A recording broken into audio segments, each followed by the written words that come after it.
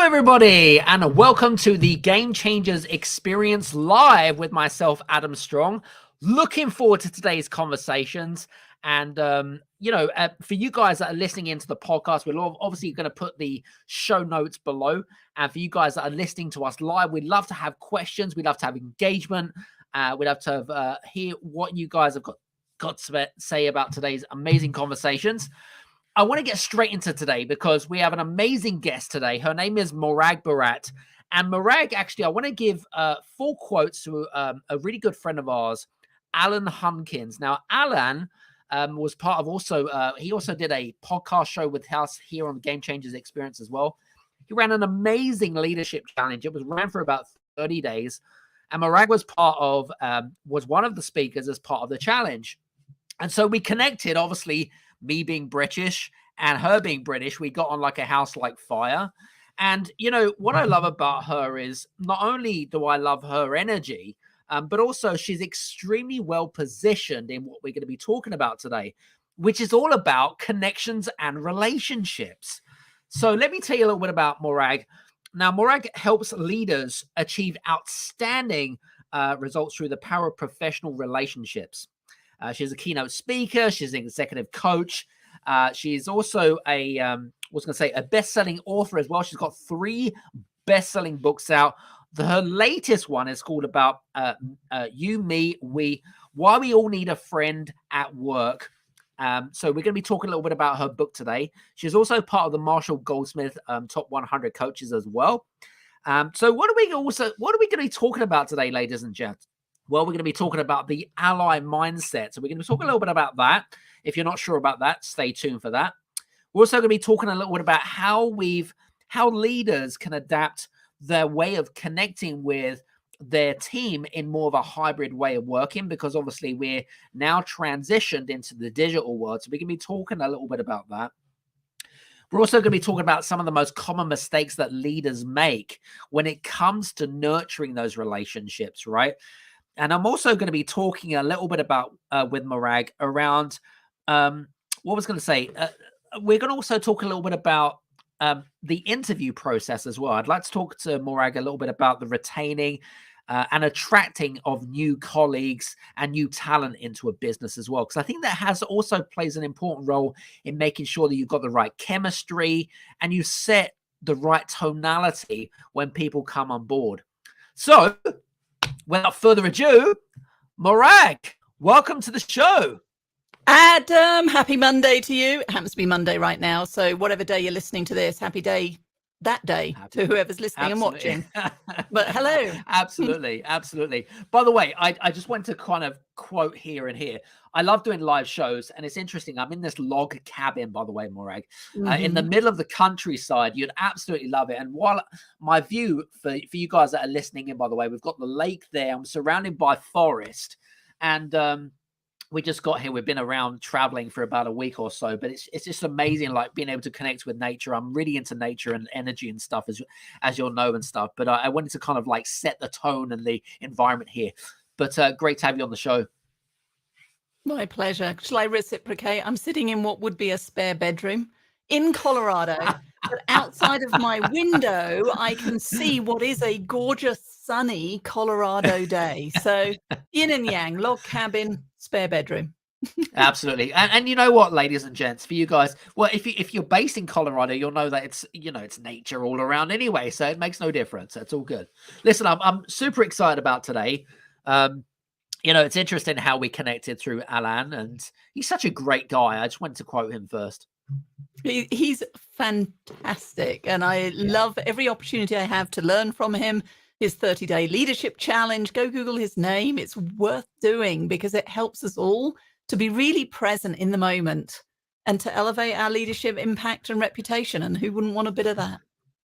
Absolutely. Very cool. So listen, I want to get into, one of my interesting, I suppose, I've really got interested in about the way that we're connecting with people, especially, over the last couple of years where we've, been using Zoom and Microsoft Teams and things like that. But it's interesting how, how organizations and leaders are still getting it wrong with regards to connection, right? And that they still feel they're either disconnected, right, or they've had a really rough ride with losing some of their best talent in their business or whatever it might be. But how do you think that, especially over the last couple of years, and your latest book, what was the premise off the back of that? Was that based on what's happened over the last couple of years and what you've seen? Well, you've nailed it. So the new book is called You, Me, We: Why We All Need a Friend at Work and How to Show Up as One. And here's the thing, the research is clear. With all the technology at our fingertips, despite our ability to feel or should feel more connected, all of the research that I've done, all of the recent articles I've been reading is saying actually we're feeling disconnected, and there is an epidemic of loneliness that is only increasing. And I was reading something from Gallup only recently that said 20% of people have no one that they can call on in times of emergency. Better Up just said the same. 22% of employees say they have no friends at work. So for everybody listening here, if you've ever been told, toughen up, cupcake, it's not personal, it's just business, I'm calling BS on that, because yes, when things are going well, okay, we can to some extent be successful independently. But the reality is life and work is a team sport. We are interdependent, especially when the proverbial hits the fan, whether it's a pandemic coming out of the blue, or I miss a deadline for a project, or maybe my computer goes down and I need somebody to step in. Who do you turn to in those times of extreme vulnerability where your career and reputation might be at risk? If you don't have at least one friend at work, well, call me, I'll be a friend. But that is the time that we need to be able to turn and rely on each other. And far too many of us don't have a go-to colleague. And too many of us are not thinking about, are we the go-to colleague? It's an interesting point. It was one thing that came to my mind. Now, I haven't worked in corporate. I'll be honest with you. I've been an entrepreneur for most of my life, as you know, Morag. But I know that there's a lot of listeners here that have either still currently in professional jobs or are entrepreneurs running their own business. I suppose the biggest thing that came to my mind was that, does it also depend on the culture of the company? Because surely, it's like, if you join a new company, for example, and then you start getting used to, there's a culture and embedded within that organization where, there's a mentality or potential mentality that, none of us are friends. It's like, oh, we're professionals, right? This is our professional life and this is our personal life. And we try to separate them both. I'd love to know what your thoughts are about this. And is it detrimental that mentality is embraced within culture? Heck yes, and a yes, no, maybe. I'll hedge my bets, because as you pointed out in the introduction, I too am a professional British woman, professional British person, and a person who's in the professional industry. And I mastered in the first 40 years of my career, 40 years of my life. Sorry, my career is not 40 years old yet, but certainly the first 40 years of my life, that professional mask of I've got everything under control. I know what I'm doing. Just give me the challenge. I'll go do it. How can I be a great executive coach and support the leaders I'm working with if they know that my life is a little rocky and, I'm juggling balls and spinning plates like everybody else? But the reality is, if you've watched anything from Brené Brown, courage and vulnerability, it's the third element of, in fact, our ally mindset in the research that we've done. When we open and demonstrate those cracks, when we have the courage and vulnerability to say, you know what, Adam, I don't know the answer, but we'll work it out together. Or, Adam, I've just dropped the ball. Can you help me? What do I do? If we don't have a connection, if we don't have a relationship, those things go under the carpet. I hope nobody notices, and they get worse rather than better.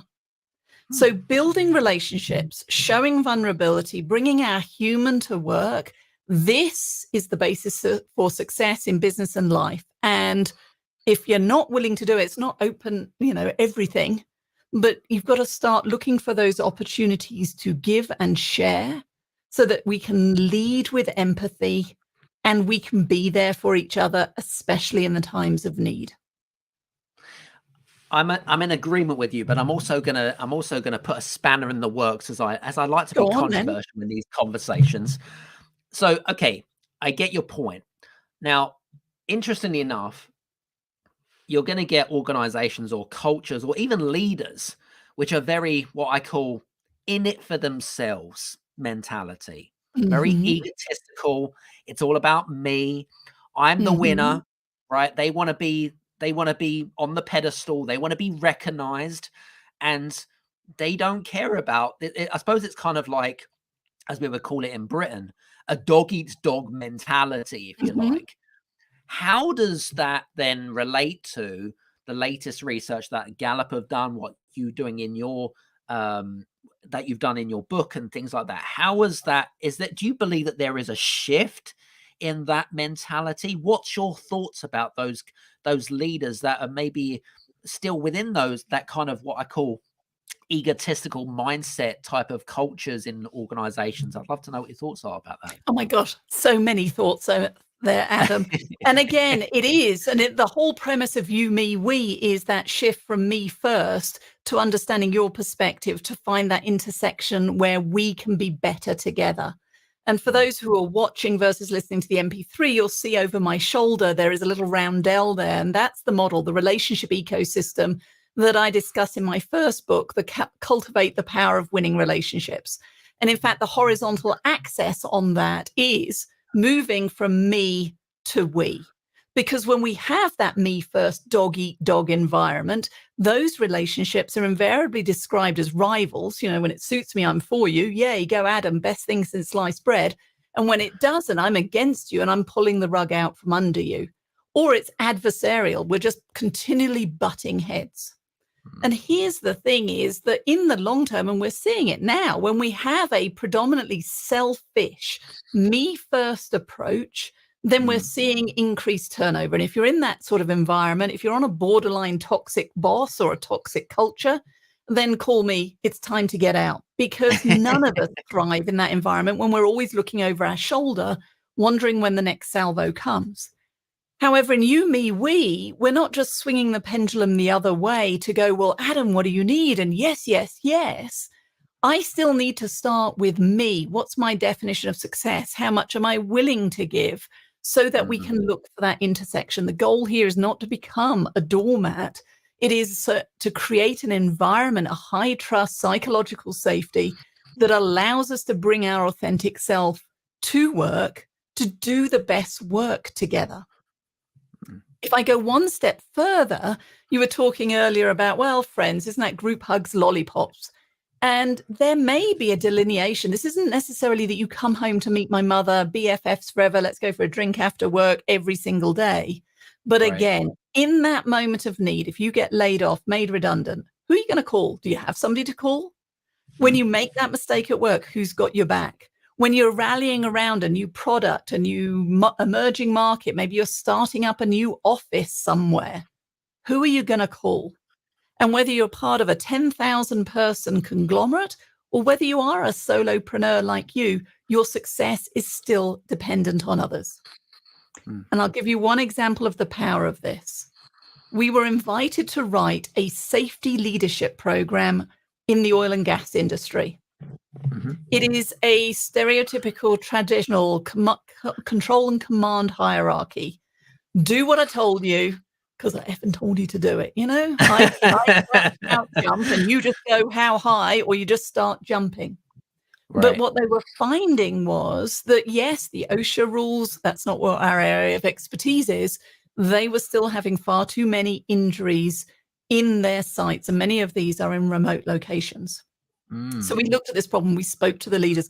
Many of these employees are not actually employees of our client. They are contractors that are coming on site to do some work and leave. So you don't even have a carrot or stick of do what I tell you or I'm going to fire you.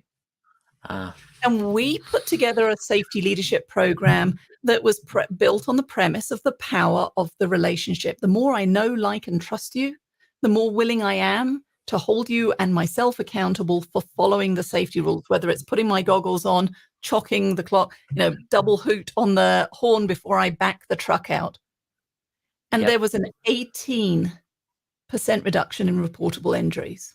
We had the emotion in those sessions as people told their story around why was safety important to them? Who were they going home to at the end of the day that if you make a mistake or I make a mistake, this is literally life and death. We literally saw tears from these engineers, men and women, who are used to working in this environment, but it brought them closer together. Not only did the business results improve, but let's be clear, life results improve because the accidents went down. That is the power of having a friend at work. Somebody who's got your back, who's going to call you before you make the mistake, whether that's presenting to the CEO or walking into a dangerous environment and tripping over and losing a limb. That's why it's so important. Some powerful stuff. I like that. And interesting enough, we're talking about leaders right now, but also, do you feel like there also has to be some element of responsibility with the employee, if you like? So let me give you an example. So if we take someone that's coming new into a business or an organization, and they have had, say, I don't know, a bad experience, right? So their mentality is that, oh, okay, well, if I've had a bad experience with my previous employer, then I'm probably going to have a bad experience with this one. How important is it? I don't know, from your perspective, what can, I suppose, leaders do to make sure that the tonality or from the very start that there is kind of an expectation that, we kind of like all about inclusivity here, and then you've got to, I suppose, you've got to kind of like build trust. But where's the responsibility start and lie in terms of the employee? So we all own how we show up. And in fact, you, me, we, I talk about the Gallup 12 engagement questions. You mentioned them earlier in the conversation. These are 12 questions that if employees can say agree or strongly agree to them, research shows that revenue is like 7 times increased, intent to stay is increased. I mean, there's just lots of goodness to be gained. Well, I've always struggled with question 10. As has Gallup, they get pushback all the time. Question 10 is, do I have a best friend at work?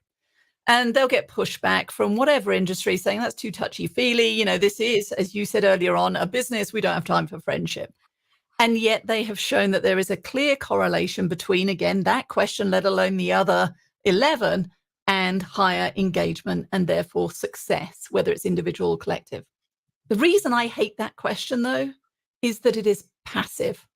It allows me to do exactly what you've just described. No, I don't have a best friend at work because Adam was mean to me at lunchtime yesterday. I don't have a best friend at work because Adam got promoted and I should have done. I don't have a best friend at work because the money for my project went to another team. It is passive, it is reactive, it keeps me trapped. Instead, in you, me, we, why we all need a friend at work, and how to show up as one, we are empowering everybody to go first. Because in order to have a friend, in order to have an ally, you need to be a friend and be an ally. And so the question we should be asking ourselves is, am I a friend at work? And then the look up, show up, step up are the steps for how do we affect change, especially if we've been burned in the past, because this isn't about blind trust. It is about setting clear expectations of, I'm sorry you had that experience in the last company, Adam. Here's what you can expect from me as your new boss or me as your new team colleague. And here's what success looks like. Here's what candor looks like. Here's what you can expect. And resetting and recalibrating the relationship. And too many of us don't take ownership for that or doing that with new hires or as a new hire. Good points there. I love it. Some very good stuff. And for you guys that are listening in live, by the way, what's going to say to you, if you have any comments or questions, please use the comments in the comment section box. I know we're streaming over here on YouTube and on LinkedIn Live, so please don't be shy. We are human, of course. We love to have great interaction and engagement. And for you guys that are listening in, of course, we'll make sure that we have the links below so that if you have any questions or you want to reach out to Morag at the end, then you can connect with her on LinkedIn or any other social media channels if you choose to wish to do so as well. Very cool. I want to talk a little bit about. I know you kind of touched a little bit about it. But talk a little bit about the ally mindset, which you mentioned in your book, Mhm. which is, I believe there are 5 different parts. Is that correct? Yes, so 5 practices, and we call them practices because they require practice. I mean, I've written 2 books on this topic, and my team, my significant other, I will admit that I am not perfect at these 5. There are days where some come easier than others, and there are some that I am naturally good at, and others I need to invest care and attention in. So first off, before I even dive in, I have an invitation for anybody listening is if you go to the URL skyeteam.cloud, that's SKYE, team.cloud/game changer, you can take the Ally Mindset profile with my compliments and you'll find your own strengths and opportunities for improvement. But the first one is abundance and generosity. This one comes naturally to me. I am heightened. My spidey sense is, how can I help others to be successful? It happened in the airport only last week. I was at Newark Airport. The gate changed. Everybody left. And there was a little old lady sitting next to the gate to go in. And I thought, she doesn't know where to go. There's nobody coming for her. Turns out she was a wheelchair passenger that had been dropped off, and she was from Germany, from Frankfurt. So I dusted off my Google high school German, and I got out Google Translate, and we had a little conversation, and I made sure that she got to where we needed to be to catch that flight. That's Amazing. abundance and generosity. How could I help her to be successful in an environment where, with all of the hubbub, she was probably going to get overlooked? But when we understand our definition of success, when we're paying attention to, am I working on the right things to achieve my career goals? Then we get to who can help and who can hinder. That's where the relationship ecosystem and my first book, Cultivate, comes in. Because then it's connection and compassion. Are we building the relationship? So I know your story beyond just the job title. Am I tapping into the talents and helping you to achieve your career goals so that we can be successful together? And then that moves on to courage and vulnerability, asking for help and taking it when it's offered, admitting when we have a mistake, saying when we don't know, and asking for guidance and mentoring. It's how we learn and grow. And if we don't have those 3, we're never going to have candor and debate. I might be sitting here going, Adam, great conversation, but in my head going, oh my goodness, what the heck's going on here? That'll never work. That's a daft idea. Well, who does that serve? When the predictable surprise comes up and the project falls over. Instead, candor and debate is, can we have the right conversations at the right time to preempt and avoid mistakes or calamities? And then finally, action and accountability, because all of this, it's common sense, but it requires an uncommon discipline. We all know we should eat healthily, work out more. But if you're anything like me, it's easier to stay in bed than go and work out. You know what gyms are like in January. So action and accountability is the following through and holding ourselves and each other accountable for, am I being the best version of me? Even if I'm surrounded by the toxic bosses we described earlier, am I resorting to responding in type? Or am I still elevating to the high road? Am I trying to affect and recalibrate that relationship and ensuring that we can be better together? So there's a lot in there. There is a lot in there. So, guys, I hope, by the way, you're getting some great golden nuggets here, some great value bombs. So if you haven't got your notebook and pen handy, make sure that you go back and rewind and listen to this, because I can tell you now, you're getting some great stuff. You really are. I want to get into, it's interesting because there's something which I've got kind of on my, I like to make sure that when we're having these conversations, to me, I like to freestyle, but in the other ways, I also like to prepare as well. You know, it's kind of just how I do things, I guess. But I suppose the other thing that I wanted to ask you is all about like some of the most common mistakes when it comes to because, you know, you talked a lot about connection and relationships and things like that. But what we really haven't really talked about much is the nurturing part of stuff. How do you because nurturing is extremely important. That's how you build trust over time, right? What from your perspective, what would you think as kind of like the most common mistakes that leaders make, in particular when it comes to the nurturing of the relationships over time, where they think that they're building trust or not building trust is obviously subjective, of course. But from your perspective, let's talk a little bit about some of those mistakes. So it's interesting because mistakes and nurturing could go hand in hand if we're paying attention. And that's why I talk about look up, show up, step up. Because look up is all around, how do I want others to feel in my presence? How do I feel in my presence? Because we have to be an ally for ourselves. And the trash talk that we have in our own head can be even more pointed and poisonous than the feedback we get from others. Agreed. The second piece then is show up. It's being intentional. So for me, do I need to be more energized today or less energized? Do I need to be more chatty or more reflective? And if we aren't being thoughtful as we go into every interaction, which many of us are not, that's the mistake we'd make. We just run from one Zoom to the next, one meeting to the next, one size fits all. And then we wonder why our messages aren't landing well. So being intentional, how do I need to show up in order to achieve the goals needed in this conversation? And then step up is literally, did I do my best? Was I perfect, but did I do my best to count to 3 and listen before coming in and go, oh, Adam, I've got the answer to that.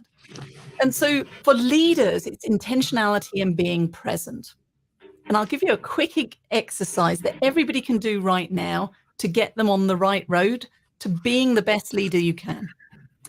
First off, I want to think of colleague or colleagues that you would jump at the chance to work with again. You mentioned Ala earlier on, but for those listening, who are the colleagues or bosses that immediately come to mind? And what was it about them that makes them special and memorable? So, Ala, what was it about him that made him so memorable for you? From my perspective, I think that his ideas and his approach was very different. It was very in with the times. What I mean by that is, like, he talked in a way that was very in tune with the way the world is right now. That's what I loved about it. I was relatable to that. Ooh, I love that word, relatable. And I've asked this question of thousands of leaders around the world. And invariably, when we look at the results of who are the memorable people, it isn't about how smart they were. It isn't what they did. It's how they made you feel. So relatable. It was practical suggestions. They coached me. They gave me feedback I needed to hear. They took a chance on me when nobody else would, whatever it is. So that's the look up and show up. It's an opportunity for you to say, well, of those things that we admire in others, how well am I doing against those? And where do I need to turn the dial up or down? But here's the kicker that's going to allow everybody watching and listening to this to nurture that relationship. I dare you. I double dog dare you. I triple dog dare you. I want you now to send a text message, an email, a LinkedIn message, a message to the universe that says, hey, I'm listening to the Game Changer podcast. The guest, Morag Barrett of SkyTeam, asked me to think of best colleagues, and I thought of you, and here's why. Now, there are going to be some people sitting out there going, oh, I can't possibly do that. Too touchy-feely. And that's their wake-up call. Do it. Because what's the worst that happens? Nothing. Very true. But you've put positive deposit into that relationship. You've nurtured that relationship. You've rekindled that relationship. You've made somebody's day. And the messages that those leaders who've taken the challenge come back with give me goosebumps. So if you want to be the leader and the colleague that others want to work with, if you want to have an ally mindset, the first thing is to role model those things that you admire and find amazing and valuable in others. Yeah. And if you can look up, how do I want to feel and others to feel in my presence? If you can choose and be intentional about how you show up and then actually follow through and do it, everything that you hope for in life and in business, I promise you, you are going to be taking strides towards realizing them. Love it. Some very good stuff there. Love that. Very cool. I wanted to talk a little because I know that we've also got quite a few people that are entrepreneurs and maybe are kind of what I call smaller businesses. Maybe they are solopreneurs, right? I Mhm. mean, we have a small team anyway, but it's always good to, some of this stuff is really juicy. But I guess my question to you would be is, for those guys that aspire to be bigger companies, bigger businesses, grow and scale to impact or whatever that looks like, even if it is managing contractors or whatever it might be, how do the principles that you're talking about, how can they use those same principles as a basis foundation for the future? Do you have any advice for those types of people? Yes, because I've lived through it, the good, the bad, and the ugly, because I have made those mistakes. And when I have followed my own advice, I have seen the benefits. So when I first started Sky Team, I was that solopreneur. It was just me, and I was running fast and burning the candles at all ends until I realized actually my success was dependent on my family giving me the grace and space to work the ridiculous number of hours, because this is the hardest I've ever worked. Sky Team is now 15 years old. Corporate was easy by comparison. So first of all, recognizing that you are not on your own.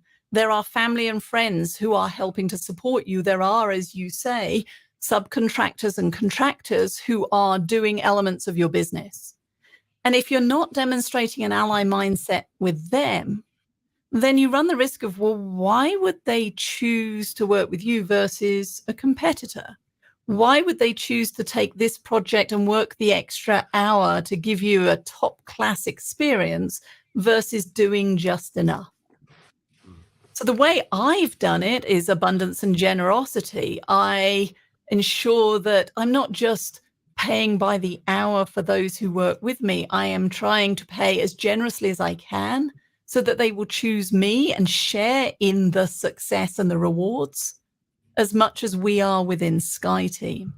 I am sitting down at the beginning and asking regularly, what's one thing I can do to help you to be successful in the way that they're helping me to be successful? And if we can have the courage to ask the question, even if we can't live up to the request, just say thank you for the feedback. It gives us an opportunity to build that foundation of trust that ensures that you can grow a business that is scalable to whatever definition of success you have for your company or for your vision for your life. Love it. It's interesting. I suppose one thing that kind of came to my mind when you were talking was it's also a good training ground. If you're practicing with, say, friends and family, like you've mentioned, it's a good training ground so that when later on down the line, when you do start to grow, you've already got that knowledge in place, haven't you? Well, yeah. I mean, I spent this last weekend in a room of 50 thought leaders. I am a part of the Dr. Marshall Goldsmith 100 Coaches organization. And if you go and check out the 100 Coaches website, you'll see what I mean by thought leaders. These are gods and goddesses in my definition of in industry as thought leaders, as coaches, as leadership development experts. We spread the gamut.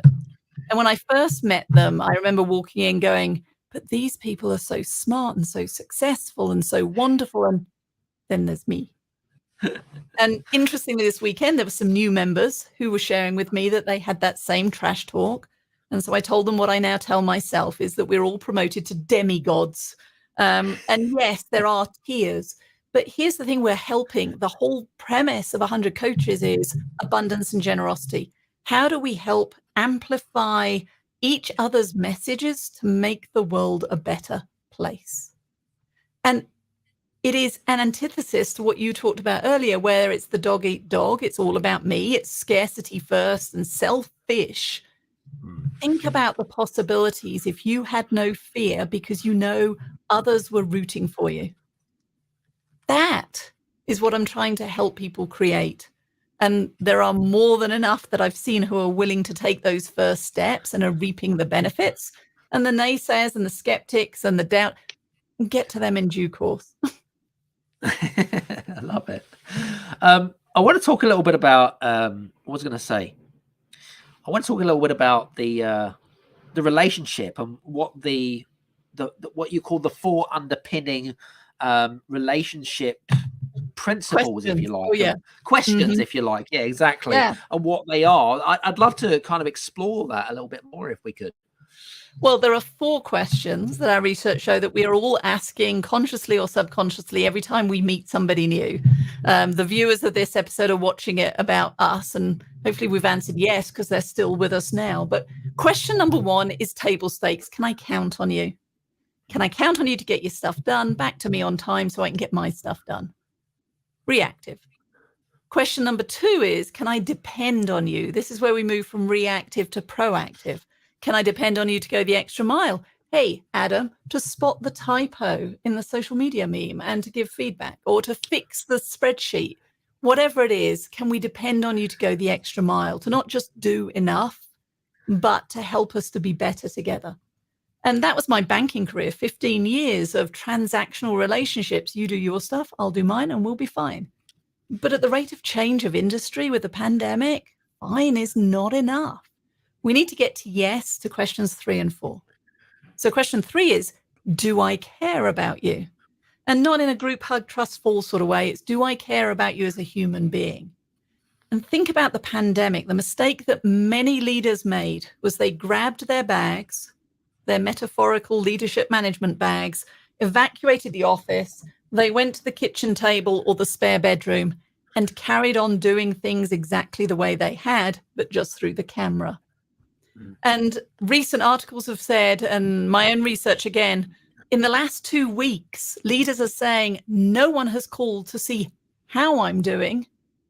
They only call me to see what I'm doing. What I'm doing. So if you want to elevate question 3 and at the same time demonstrate connection and compassion, take 2 minutes at the beginning of your next Zoom call to ask ripples and joys. What's something you're proud of achieving and what's made you laugh?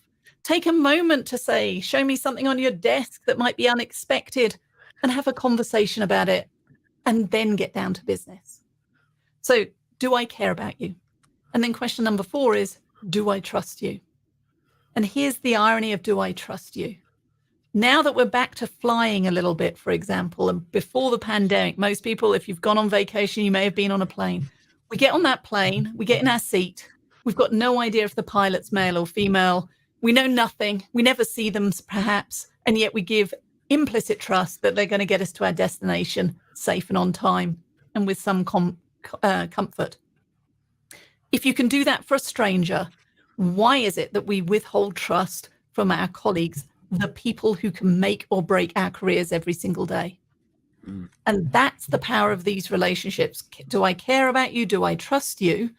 Are the transformational relationship questions that if you can get to yes to those, you will be in an ally relationship. You will have people you can call on in emergency. You will be having more fun at work and in life. Love it. Love it. Guys, I hope that you're getting some really juicy stuff, because I am. I'm making a whole batch of notes just for some great leadership principles. There's some great stuff going on here. There really is. What I was going to say, the other thing you mentioned actually during the conversation, which is a really valid point here, which is you mentioned about loneliness. Now, being entrepreneur, being a solopreneur, for some of our listeners here that maybe we're used to that, right? It's that we're used to that mindset. It's like, but I guess my point of the question would be is, you've talked a lot about connection. You've talked about the importance of relationships, but you've also talked a little bit about how the increase in loneliness has exacerbated over the last couple of years, and also is continuing to do so, depending on which country you are in the world, isn't it? What advice do you have for leaders that leaders that run their own businesses, but also leaders that have maybe small teams of people that you mentioned just a second ago about, ripples, which I absolutely love, by the way, because it's a bit like an icebreaker. Yes. There's an ice breaking, isn't it? That's a great way of just starting an ice, break the ice before we kind of get down to business, right? Down to the nitty gritty. I like that. I think that's fantastic. But is there anything that you would advise with regards to helping people to, maybe they're going through some, I don't know if you've ever got into a conversation, I'm sure you have, where you've got into a conversation with someone and you knew that something wasn't quite right, like something felt off, whether it be your intuition, whether it be your energy, it's like, I really need to know that something isn't quite right. Maybe they're not ready to tell me. I don't know. But how do you kind of like help people open up a little bit more? How about just ask that question, which is, hey, Adam, you don't seem yourself today. Anything I can do to help? And here's the thing, when we pretend that we have to, or we feel like we have to keep the professional mask all the time, it can become an even bigger burden. I mean, my colleague Eric Spencer, he talks about his depression, and in You, Me, We, there's a section where he reveals where he told Ruby and I for the first time. And of course, mental health has all sorts of stigma associated from it in the past. And he was so worried that we were going to reject him, that he might get fired. And in fact, it was quite the opposite. It was an embracing of him and supporting of him, such that he now talks about that depression journey openly on social media, on LinkedIn and Facebook, and has created ripple effects for other leaders who felt like they could not ask for help and now feel like they can. So it's creating the opportunities. It's like asking for, what's the one thing I can do to help you to be more successful? What's working, what's not? The first few times you might get crickets or nothing. Or in Morag's answer was, oh, it's fine. Don't mention it. But if you keep asking over time, then I will learn that you mean it. Then I will start to get the trust that maybe I might possibly next time you ask actually tell you what's really going on for you and go from there. I'll give you another quick example. I often use Mentimeter or whatever other tool, or type in the chat, what emotions have you or your friends at work experienced in the last 2 weeks? And you just do that with your team and you'll see it all open up. And it'll be everything. And I see stress and anxiety and worry and frustration. And invariably, it takes a while for joy and happiness. You don't even have to discuss the words if you're not ready to do so. But what I've heard from leaders is seeing stress and anxiety and other people writing it. Now it means it's not just me. I'm not broken. It just is. And as we start to make it legitimate for us to have these conversations around how we work, then we can reset rules around what we're going to do in order to make working virtually or in a hybrid world more effective for everybody. And again, who's going to win? We all are. Love that. Very cool. Listen, I'm conscious of time, but we're flying through. This conversation is it's great. It's free flowing. We're having a bowl of fun. Well, I certainly am. I don't know about you, Morag. Are you having a bowl of fun? Oh yeah, you can tell from the grin. I am energized. Well, listen, I know that you've been doing this for, your research and, working, in what you've been doing for the last 15 years, you've got an extensive knowledge and you've done some great stuff here. What is the next step to your legacy? Where is it you're going towards, if you don't mind me asking? Well, so the legacy is giving. So before this podcast, I was literally on a small group of business entrepreneurs where we're coaching and mentoring each other and sharing our secrets to help us, again, all be successful. There is more than enough work out there. You don't need to keep your secret recipe hidden. Trust me, the abundance and generosity pays off every single time. And my goal is to take that message of you, me, we out into the world and help to transform teams and organizational cultures in a way where we can all thrive and be better together. And I get goosebumps as I think about it. I am also as terrified as you can imagine around the effort to do that, but what happens with the haters and the trolls and all. You know what? I've got to put that to one side, because one of the things that became clear through this weekend and the work with the 50 thought leaders I was with was that the world will be a better place if we share this message. And therefore, my fear of failure, my fear of being judged, my fear of whatever, my discomfort should not outweigh the potential to help 1, 100, 1,000, 10,000, whatever leaders to achieve success and thrive in whatever it is that they're doing in their lives. Love it. Love it. All right. Well, listen, guys, I hope that you've enjoyed today's conversations with me and Morag. If you want to connect with Morag, please do also connect with her. When you do reach out to her, mention the podcast, of course. We're going to put all the links below for you guys that are listening to the recording of this. And also, she'd mentioned as well, was it a checklist? Did you mention there, Morag? I can't remember what you said. SkyTeam. Yeah, it was skyteam.cloud/game changer. Keep it easy. Yep. And that will take you straight to the Ally Mindset profile. You can also learn more at youmewebook.com. And also SkyTeam, SKYE team.com. Connect with me on LinkedIn, all the usuals. And I promise if you message me on LinkedIn, it's me that replies. And I would love to give you tips and pointers to help you to accelerate your leadership impact and reputation. Awesome. So guys, listen, I hope that you've enjoyed today's show. I certainly have. Make sure that you do connect with Morag. Also share and tag this show. We'd love it if you could do that for us. That would be absolutely amazing. We want to impact this show. And we're already in 43 countries around the world. We want to get to at least half a century. So that would be amazing. If you can help us do that, then that would be amazing. Morag, I just want to say thanks so much for being today's guest on today's show. My pleasure, Adam. Awesome. Hopefully, guys, so see you soon. And back onto the Game Changers experience. Take care, and we'll see you soon. Cheers now.